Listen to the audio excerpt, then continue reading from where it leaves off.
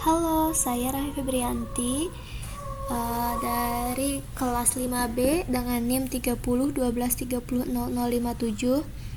Pernahkah Anda merasa frustasi saat masuk ke gedung parkir yang penuh, lalu harus berputar-putar tanpa tujuan hanya untuk mencari satu slot kosong? Masalah ini secara akademis disebut sebagai cruising for parking. Bukan sekadar membuang waktu, riset menunjukkan bahwa di jam sibuk, 30% kemacetan di dalam gedung justru disebabkan oleh kendaraan yang sedang mencari parkir ini.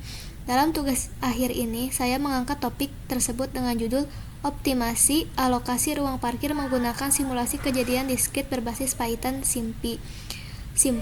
Tujuan proyek ini adalah membuktikan secara kuantitatif seberapa besar efisiensi yang bisa dicapai jika kita beralih dari sistem manual ke sistem smart parking. Untuk menganalisis sistem yang kompleks ini, saya tidak menggunakan metode hitungan manual biasa, melainkan membangun model simulasi kejadian diskrit atau discrete event simulation menggunakan bahasa pemrograman Python dan pustaka SymPy. Tantangan terbesar dalam simulasi ini adalah data real seringkali terlalu sepi, sehingga antrian ekstrim jarang terlihat.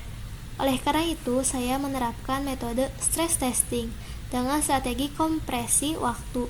Saya mengambil data kedatangan kendaraan selama 1 tahun penuh, lalu membadatkannya menjadi simulasi 7 hari.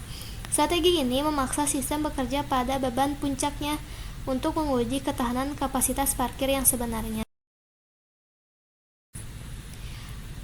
Mari kita lihat visualisasinya. Di sisi kiri adalah skenario manual. Ini mempresentasikan perilaku blind search. Pengemudi tidak memiliki informasi sehingga mereka harus menyusuri setiap lorong. Perhatikan bagaimana pergerakan mereka terlihat acak dan mulai menciptakan antrian panjang di belakangnya.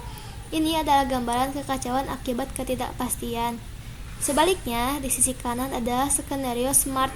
Mungkin terlihat biasa saja atau sepi, namun inilah letak kecerdasannya.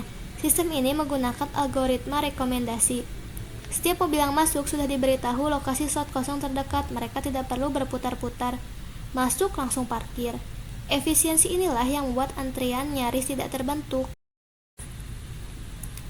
Apakah perbedaannya signifikan secara data? Sangat signifikan. Berdasarkan simulasi terhadap hampir 5.000 kendaraan, sistem manual membutuhkan rata-rata waktu cari 8,9 menit, sedangkan sistem smart hanya butuh 2,2 menit. Ini membuktikan sistem smart 4 kali lebih cepat. Tidak berhenti di situ, saya juga mengimplementasikan model ini ke dalam web app interaktif menggunakan Streamlit. Melalui dashboard ini, pengelola gedung dapat melakukan simulasi ulang dengan parameter berbeda secara real-time. Misalnya, kita bisa menguji apa yang terjadi jika kapasitas parkir dikurangi 50%. Jawabannya bisa didapat dalam hitungan detik. Sebagai kesimpulan, transisi ke teknologi smart parking bukan sekedar tren, melainkan solusi teknis yang terbukti mampu menghilangkan hambatan mobil dan mengurangi emisi karbon akibat kendaraan yang idling.